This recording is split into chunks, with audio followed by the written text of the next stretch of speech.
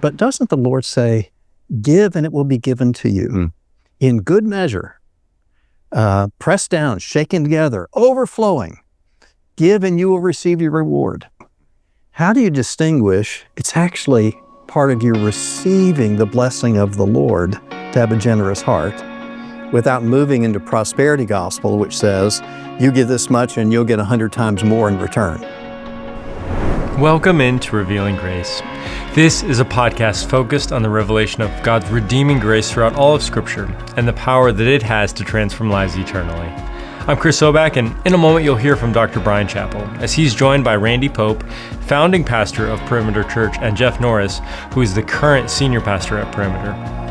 Now, this kicks off a series of podcasts designed to help equip pastors and ministry leaders as they seek to effectively teach and shepherd others in their walk with the Lord. I hope you enjoy this episode as we see the grace of the Lord revealed even when tackling a subject that can sometimes be challenging. And now, here's Pastor Bryan Chapell. In today's Unlimited Grace podcast, we're partnering with Perimeter Church to talk about the subject of stewardship, which is every pastor's favorite subject, of course. We all like to talk about money. At least we're reputed to like to talk about money. It's probably our least favorite regular subject. But with me is Jeff Norris, senior pastor of Perimeter Church, and Randy Pope, founding pastor of Perimeter Church, who's never talked about money in all the years of building this fantastic church. Never. No. Avoid at all costs. The Lord has had to build it, and stewardship's a part of it. And it sounds like such an easy subject. You know, the Apostle Paul in Ephesians 20 is saying goodbye to the Ephesian elders, doesn't know what's ahead. But he says, you need to remember, Jesus said, it's more blessed to give than to receive. And that sounds so sweet. And yet, he's saying goodbye. So he's not going to be in trouble with anybody for talking about money. Yeah, that's right. And at the same time, we know it's important. Now, I've heard both of you recently, because Perimeter's been involved in a campaign, as it needs to be, for its future and for its mission. I've heard you talk about stewardship. Both of you have been preaching on that recently. So I thought I'd ask you about, what do you think about when you're talking about stewardship? You got to talk about money. You know all the stereotypes of what preachers are going to talk about and why. So, Rand, I'm going to start with you, because you probably had to, I don't know how many years you've preached about stewardship, but if you're doing it every 2 or 3 years in a major campaign, what principles do you follow? What are in your heart and mind as you think about, how am I going to preach about stewardship? Yeah, it is my least interested area, because I think the more you're concerned about non-believers being there, the more you're concerned about how you're going to preach something like that.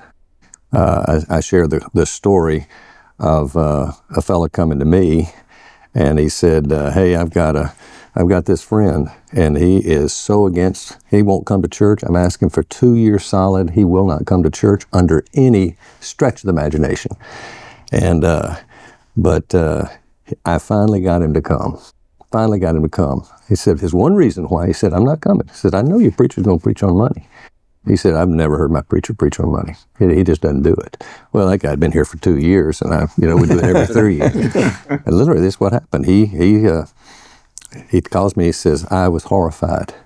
I got there, got him, and we were sitting up in the balcony, and all of a sudden, you get up and you start introducing the subject matter of giving. And he looked over at me and just like he was, I told you so. And that kind of story, Now, the good news is, I think because of the way we approach it, he said, but you know what? It got through. And he said, that was very helpful. I'm glad I heard that. Mm-hmm. So you can preach it in a way, but they've got this perception, and they do, and that makes it very, very difficult. So I'm going to just follow right in there. If they have that perception and you say, well, the way we do it helps with what people are thinking. I confess, when I've heard messages on stewardship, you're the one who said more often than any person I've ever heard, I hate talking about this. You must have said that 10 times in that one. I hate talking about it. But you did. So what principles are you thinking is the way that Perimeter or you have led the church in talking about money? Well, in talking about it, I would say it's this little adage that I've used years and years and years. that simply says, I want you to know this. You don't know me, many of you, and I'm always thinking the unchurched are in there too, So I say, you don't know me. You have no reason to trust me. But I want to at least say it, and then you can find out in time whether it's true, that we in this church truly, what we're doing here, we truly want something for you. We're not looking something from you. We don't care. And if you would like to, right now, I do this all the time, I say, if you'd like to make a decision right now that any money that you are motivated to give to the kingdom, don't give it to this church. That'll prove my point. You are perfectly fine. Give it to another church. Give it to another ministry. Give it to another cause. And because we're here for you in this particular series. Yeah. And yet there's still stress in preaching it. And Jeff, the reason I know that's true is you and I talked a little bit after. I think you'd maybe done 3 sermons and it wore you out. Yeah. It wore you out. Well, it's Christmas time too, and so all kinds of things. But I thought, and I've done campaigns too, it's hard. There's stress on it. People expect things of you. So what were you thinking in terms of how do I preach about money? Well, to your point, I mean, preaching in general is always a taxing, mentally taxing endeavor. Preaching on money is probably that times 2 or 3, if not more. I'll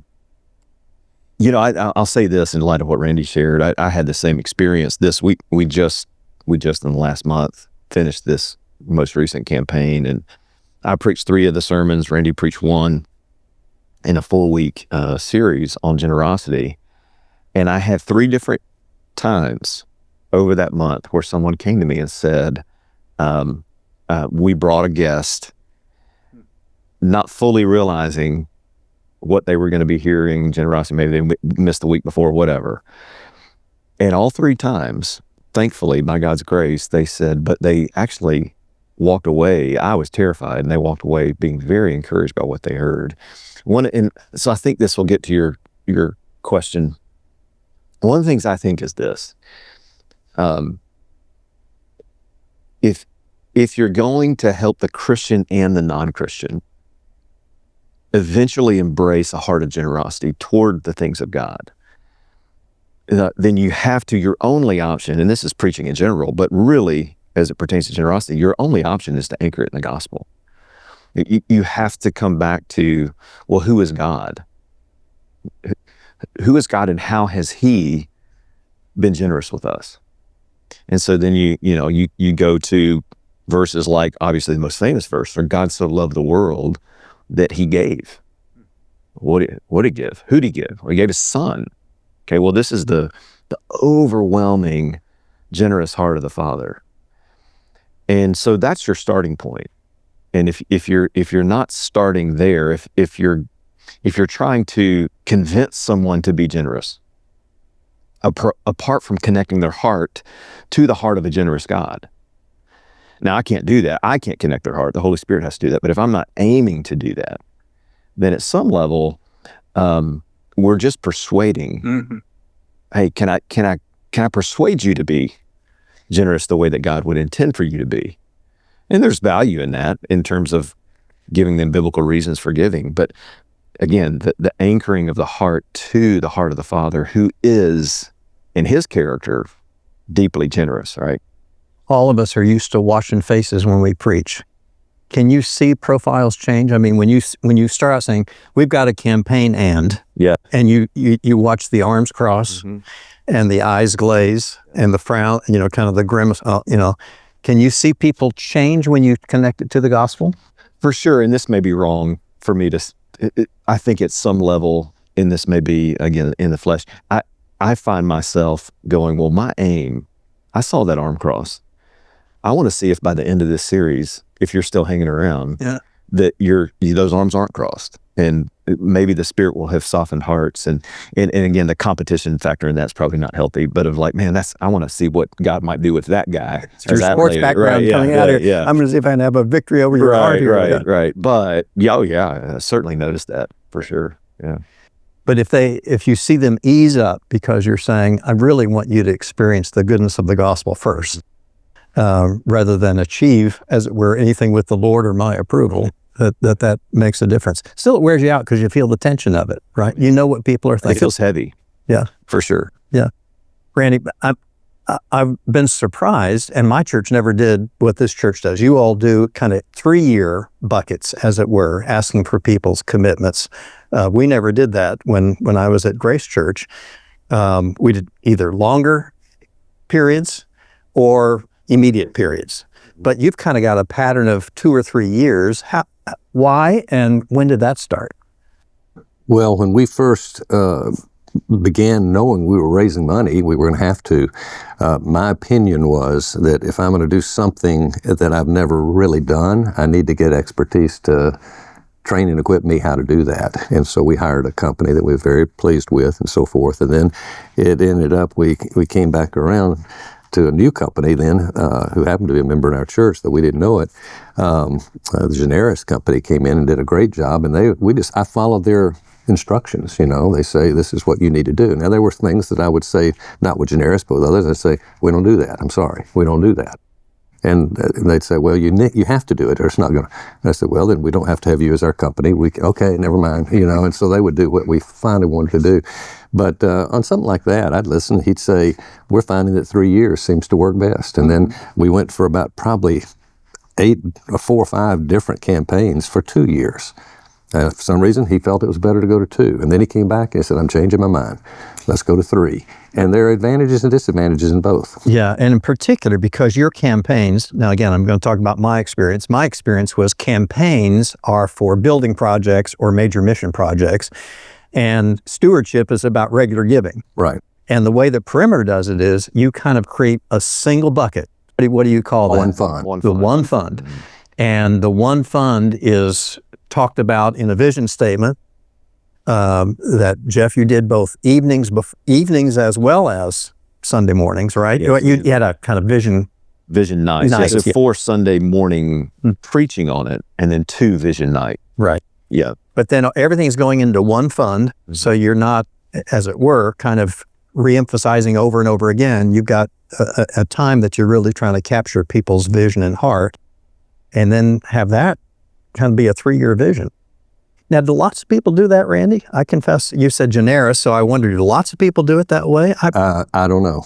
I don't know either. Do you, Jeff? Well, only because I talked with Jim Shepard, who's founder and president of Generis. I think recently, maybe he's passed the baton. But anyway, Jim's a good friend, and he told me recently that more and more churches are doing this. They found it to be helpful to do the 2 to 3 year rotation of a campaign that might involve building something. Yeah. But this one fund model we have found, certainly been for me in my experience in 6 years of pastoring here,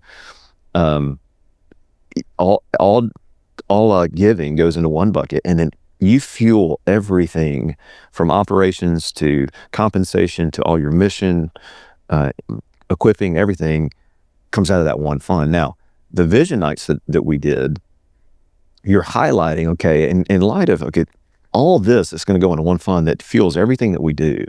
Let me tell you about 3 specific initiatives that over the next 3 years, we want to devote more extra money to. Yeah.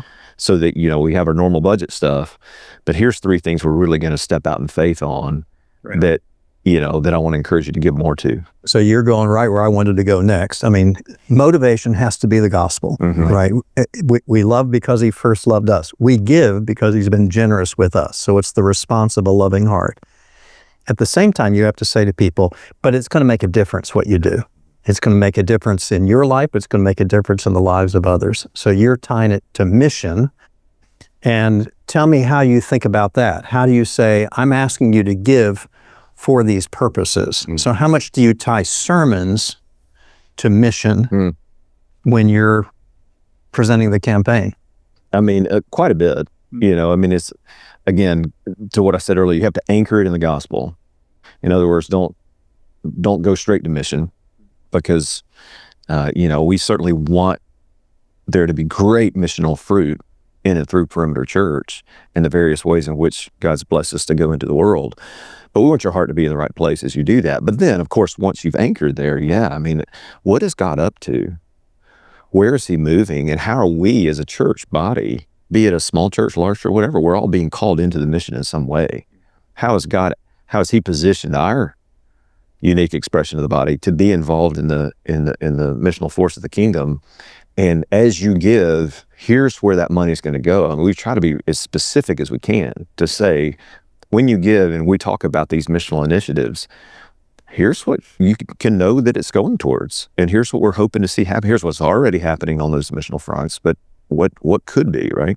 We're being told by the companies that help us think these things through that we've got a generation that is much more project-oriented than the previous generations, Randy and me and those that we preached to for so long, that were saying, well, we just got to pay for the lights and we got to keep the lawn mowed and we got to build the buildings. And it was just kind of we got to keep the machinery running. And we've got a generation that's less and less interested in that. They want to know that, no, I have gospel impact for my dollars, and I'm not actually so interested in the building and the lawn and the lights and all that. So you mentioned both, however, as I recall. Yep. We have certain things we got to do to function, but there are some very important projects. Is that fair to say that you were thinking of both generations? 100%. Yeah. I mean, our focus was, on one hand, we have to preserve a healthy home. And so there are some things that aren't necessarily the most attractive things to say, hey, get excited about giving to this. But if we don't, then you have to keep fueling what's happening here, both from an infrastructure standpoint, but also from an equipping standpoint. I mean, we're making disciples and sending disciples out into the homes, into the workplace, into the world right here.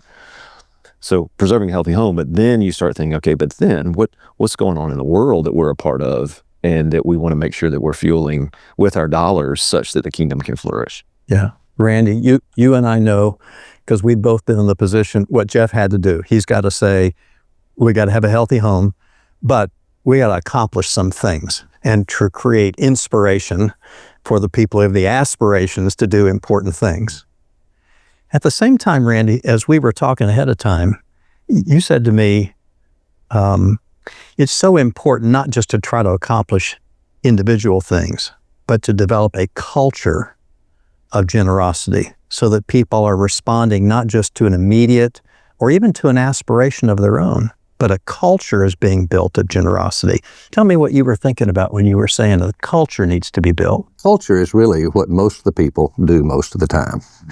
And you cannot think that, okay, we're going to build a culture by adding this program and not doing this, start doing this. It's just by what we do and what we don't do. That you got to be very, very careful there. You build environments, and environments have to be multiple environments where they don't even realize what's happening. And even when it comes to the preaching side, in my mind, when I've got to the sermons, I don't want to talk about anything we're doing.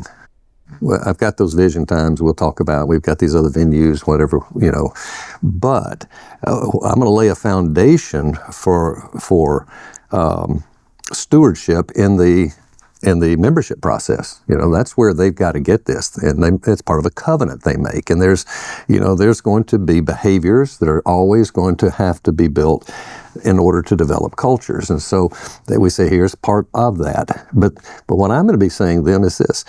It really doesn't matter what we do. You're given to the Lord. Now, one of the things that we have to do is we have to show integrity in everything we do so you don't question, what are we doing with that money? Yeah. And if you build an understanding of who we are, and I've got a list of 6 or 7 things right here that these are what we did to say, okay, this is an integrous place. We don't have to worry about that. Now you're going to give to the Lord. That's what you're going to do. You're going to give to the Lord. You're not buying service here through your gifts. Let's get away from that. And so that's why the Lord has the tithe you bring to the storehouse.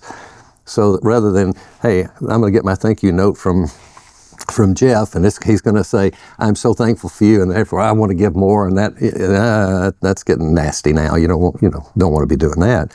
So this idea, I have a whole list of things here, with everything from, establish a compelling ministry plan. That's where it starts, and then establish multiple venues that set up expectations for giving and all the many different ways to do that. And then, literally I have 6 different things that I would always focus on that builds this culture And they don't even know it. It's just happening all the time. It's just, it's coming around. Jeff does a great job of doing that, now in terms of you have to build the culture. And that to me is a whole different discussion in many respects. I'll make a quick comment on that if that's okay, in terms of there is this component of it where it's the side of it that that you don't love to talk about and people don't love to hear, which is you're giving to the Lord, like Randy said, you're giving to the Lord. You're not wanting you're not saying what's my return on this investment, right? So on one hand, as the pastor, you want to envision and lay out, hey, here's the exciting things God's calling us into, that as you give, you can be excited about where it's hopefully making impact. But please don't mishear me, that if these things don't happen, because we can't control what God's going to do in the Spirit, and I do, that you then therefore say, well, I'm not going to continue to give because I didn't see the impact that I thought I would. Well, that's an American business mind saying, well, I'm only going to invest if there's return for me. Yeah. My worst experience now is the guy who asked for his money back. Oh my goodness. when what he wanted to happen didn't happen. But that's how we tend to think as American, if you've been successful in business at all, you think that way. So the message that is not fun to say, but you have to say it at some point, is, guys, we're ultimately talking about anchor in the gospel. Who is God? He's generous. But what did Jesus say? If you love me, you'll obey my commands. This is an obedience issue at the end of the day. Like, we're giving to the Lord. He's called us to give. So it's not about anything other than that, Now, I gave both of you questions ahead of time, but we tread close to a line that I don't know that I have a great answer for. Anybody does. But yeah, we give to the Lord. That's responsibility. We give for the mission that is part of His plan, which is a response of love and gratitude. And it's also part of our motivation to be inspired to do great things for the Lord and to feel that. At the same time, we all run into those verses where people saying, but doesn't the Lord say, give and it will be given to you in good measure, pressed down, shaken together, overflowing. Give and you will receive your reward. Now, Randy, you in this message this last time, you did the most on there is blessing to you. How do you distinguish it's actually part of you receiving the blessing of the Lord to have a generous heart without moving into prosperity gospel, which says you give this much and you'll get 100 times more in return? How do you keep from spiritual blessing? It really is blessing, more blessed to give than to receive. But how do we keep from drifting into a prosperity gospel, which is, and your bank account will grow? Yeah. Well, if you would remember, I addressed that very subject matter. I know you did. And I said, so let's just make a distinction between what prosperity theology is. We're not talking prosperity theology at all. We're talking about what we're doing is literally we are making a distinction between lifestyle prosperity and life prosperity. Mm-hmm. And you heard me say, in life prosperity, some of us wealthy here, maybe the best way we can prosper is the Lord to take away some of our money. Mm. So that's not prosperity theology, So let's make a distinction between what these are. I love to use this little analogy too. I would use this year after year after year in doing it. I'd say, I have a couple of friends that have a disease of hands. I don't know what you call it, but their hands just come in like this. And every 2 to 3 years, literally it's every 2 to 3 years, they have to cut. And their hands go back out. Mm-hmm. And I said, here's what happens. Every 3 years, I need this campaign. Mm. And I let them know, this is as much for me as it is for you. So my hands start doing this. And I get to 2 to 3 years and I have to say, I don't like this surgery. I don't like what I've got to do now. I've got to ask myself hard questions. I've got to answer those questions correctly and so forth. But it's cut. And I tell my story of cutting. And this is what's happened as a result. And that's why it's so important, that we tell our stories in the midst of, we're doing this with you. Good leadership does that. Right. And so, boy, this is how we prosper. Our hands go back out, That's right. Jeff, you're nodding. Have you got a good way of saying what's the difference between given, but given to you. So people tend to think, well, that means in kind. If I gave dollars, I get back dollars. Right. As opposed to, I'm not talking about the same, what you give, you receive in kind. How do you help people understand? I think it's all tied at some level to Jesus' promise of an abundant life. And what did he mean by that? I've come that they may have life, have it to the full. Well, we're really good. Christians can be very good at taking one verse and assuming things about it. And so prosperity gospel, in our opinion, would be that you're taking a lot of things out of context to get what we would say is the abundant life, which is health, wealth, and prosperity. Well, you really study the Bible and you do so in context, well, that was not what Jesus' message was. The abundant life is actually life in him. And the joy and the peace and the flourishing that comes through communion with him and in his kingdom, such that, well, how does his kingdom operate? Well, a lot of times his kingdom operates in that in this world you have tribulation. But take heart, I've overcome the world. But yet in that tribulation, you actually are able to counterculturally and counterintuitively experience peace and joy. And so God may very well give some of his people, and he does, a lot of financial wealth. But we never give in hopes that the return will be more financial wealth. The return is I'm being obedient to the Lord and I'm experiencing more of his goodness in my life, regardless of circumstances. Whether he gives me financial wealth or not, whether he gives me physical health or not, that's not the goal. And to Randy's point, and he's done just phenomenal, better than anyone I've ever known or heard of preaching on suffering in the kingdom. And that it's actually through suffering that we often find the truest sense of what abundant life is. So how does that tie into generosity and giving? Well, we can't hitch our wagon to the reality of in kind, like you're talking about. Well, you give and then God's going to give back to you. There is reward. We have to do a really good, diligent job of explaining biblically, what is that reward? What is it that you're getting in return? And we often assume, well, that's financial return. Well, and let me just say this, the worst thing we can do, and this is what Rachel and I have battled in our flesh, is the worst thing you can do is start counting up how much you've given and think, man, what could I have done with that money? The enemy will attack with, well, if you hadn't given so much, you could have taken that really nice vacation. Or if you haven't given so much, you could drive a nicer car.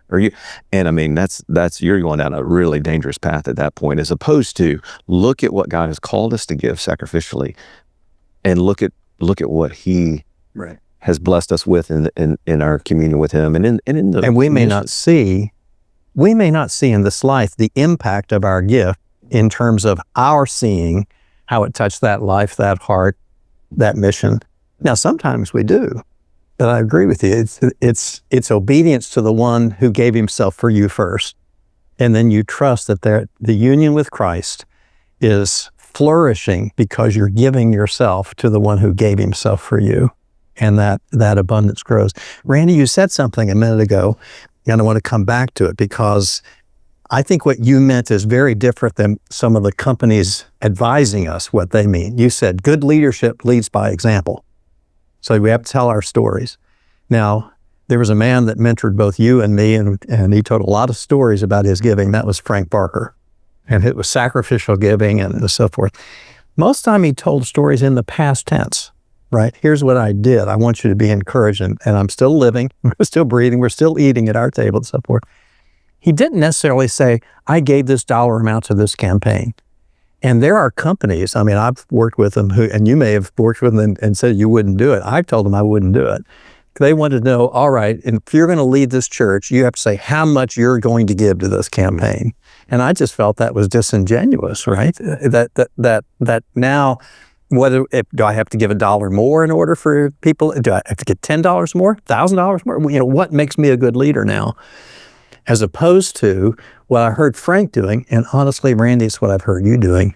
You tell more stories of how the Lord has blessed out of past poverty rather than we're going to give this much to this campaign today. Is it fair to put you in that box that you more talk out of the past than here's what we're going to give as a family? I would say it's probably true, but I did have the time where the company said, you have to give your amount that you're going to give this year. And I refused. I said, I'm going to say, because I refused too. I'm not going to give my amount.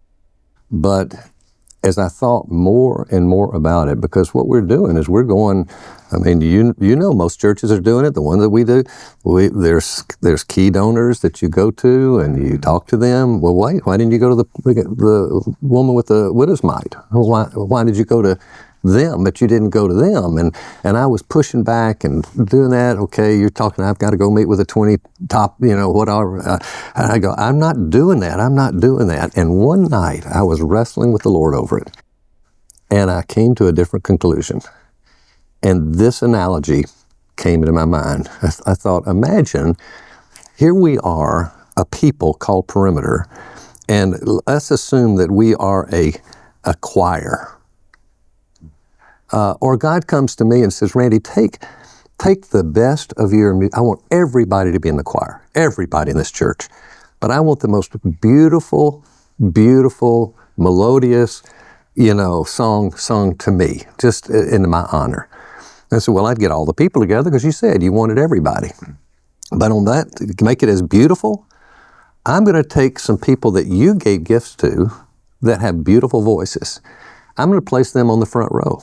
And I'm going to have mics that they are going to be picked up to overcome the voices that weren't that talented, weren't gifted, But keep in mind, God gave the gift. And every single gift here, every single gift is as valuable as the people in front.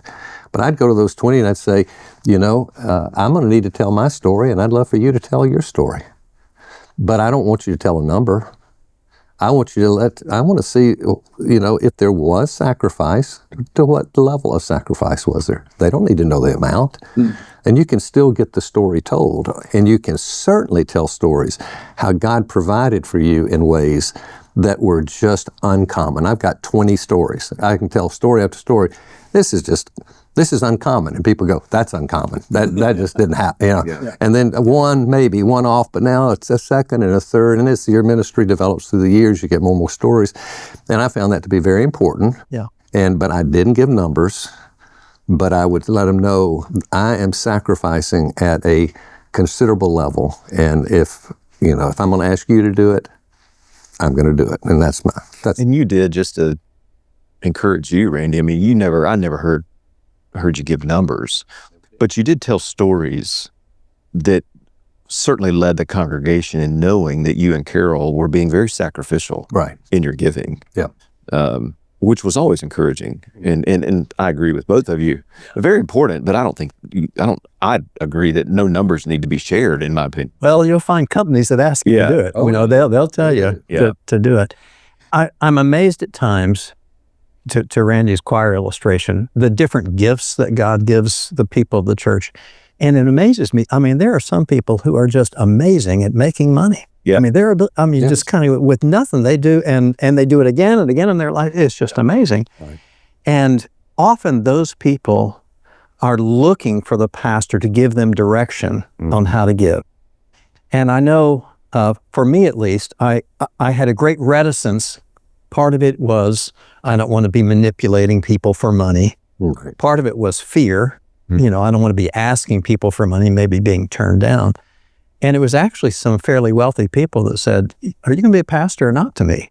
In which they were saying, you need to help me steward the gifts that God has given. Now, it's not the same, but there are certain people that actually want the pastor to be talking about money. How much do you listen to them, Jeff? A lot, in that it challenges me. I'll tell you the story as you were sharing that. The story that immediately came to mind is I had a conversation recently with a person who just tremendous heart for the Lord, and is absolutely who you described in terms of has a God-given gift to just make lots and lots of money. Now, his reality is probably very unlike most anyone's, but I was challenging him. I say challenging. I was sharing with him about the heart of a Christian to be a sacrificial giver. What is it costing you? there is that element of as we step forward in obedience to generosity financially, if it's not at some level, to your illustration, and if it's not cutting at some level that helps us experience more of who God is for us in our lives, then it's not really sacrificial. Well, he says to me, and I appreciated his honesty. He said, I'm not sure I could give enough that would feel sacrificial. Now, can you imagine? Mm-hmm. Right. But he's just being honest. He said, I could give so much, and I'm not sure. I mean, that's how much this man has made. And so then he looked at me, he said, as my pastor, what do you think sacrificial giving looks like for me? And my answer to him was, well, it might not be financial. Mm. It might not. If it really is true that there may not be a dollar amount that feels like that's really hurting me, right? Then what does hurt you that benefits the kingdom? And his answer to me was, I want to be home alone. I am a massive introvert. I don't love people. And as soon as you said that, what is sacrificial for you? The very first thing that popped in my mind was spend more time with people, helping them grow in their faith, and not be secluded in my home. And so, I think that was challenging for me, because often we only think of sacrificial giving in the financial realm, right? Which for most of us it is. We all fear as preachers people being mad at us for preaching about money. Have you ever had people mad at you for not preaching about money? No. I bet Randy has. I have. Because they're saying this church could only do, if only you would talk about money, if this church could do X. Yeah. I've had maybe that. I answered too quickly. Maybe I have, and I'm just not remembering. But yeah, Randy, Which says that there are people who read their Bibles who say, that's right. Hey, it's supposed to be a blessing to me if I give, and you're not helping me receive a blessing. Now, people can pressure pastors all kinds of ways, but sometimes that's caught me up short.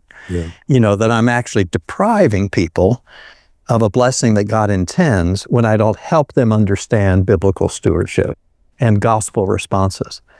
I'll tell you my greatest fear ever when I was a new head of an institution and suddenly recognized there were going to be millions that had to be raised every year. And I had never raised anything like that, And so I went to a man who had given generously to that organization and head of a major company and so forth, and said, I just don't know how to do this. How do you ask people for money? And bless his heart. So I'm going to say his name because he's with the Lord now, but a very important Christian to our church. That was Ben Edwards, who was at that point the chairman and head of A.G. Edwards. And he said, Bryan, just tell God's work to God's people and let God take care of the rest. That was so helpful to me. And ever since, I'm wondering if somebody has said something similar to you, Randy. I mean, he said, tell God's work to God's people, let God take. I can do that. I can do that. God's work to God's people, let God take. Anybody say something similar to you? Not that I recall. Mm-mm. How did you learn? How did I learn? To ask for money, to do stewardship, to help people understand it? Well, I'm not sure I ever learned.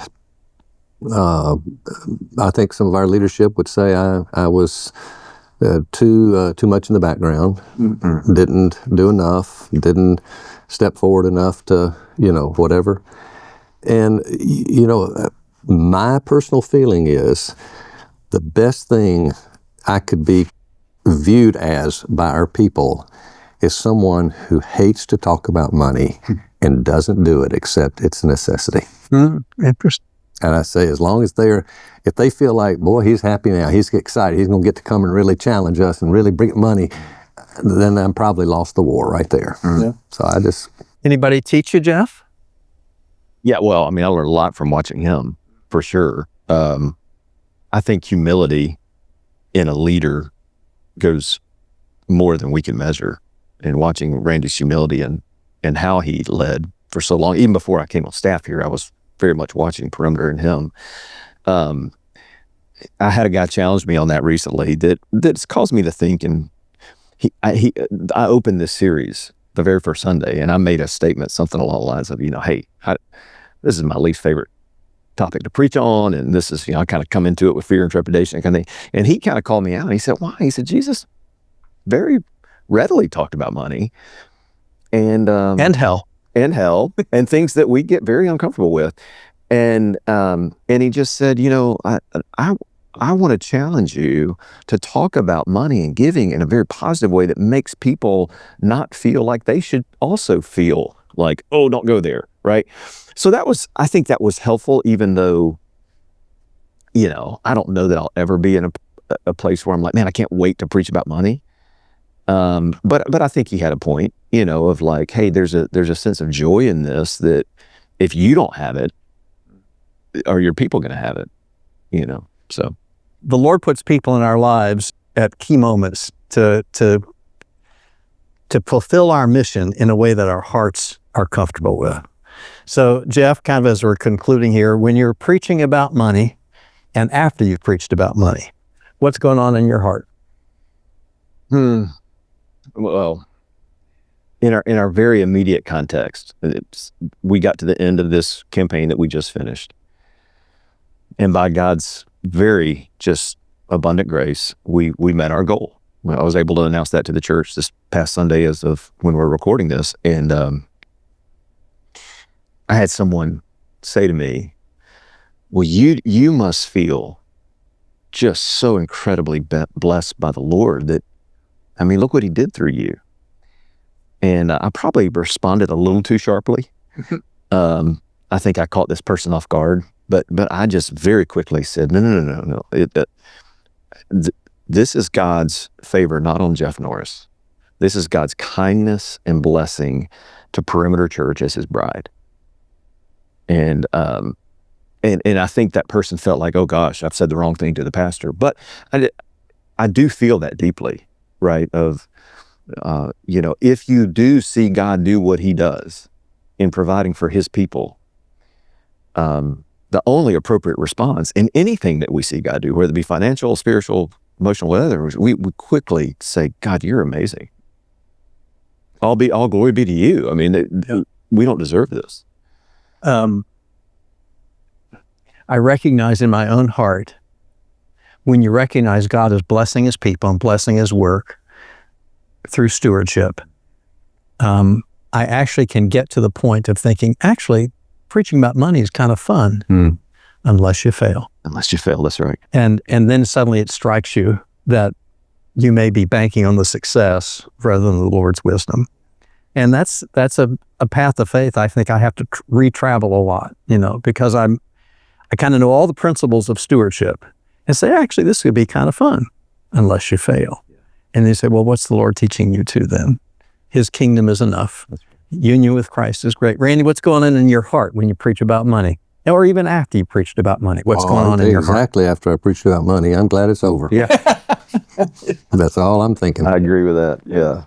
Well, as I said, Jeff, I knew it kind of wore you out. But the expectations were high, and that's there. But the Lord accomplishes his purposes. And when we trust that, we trust it not because of the money. We trust it because the Lord's shown us his favor in his Son.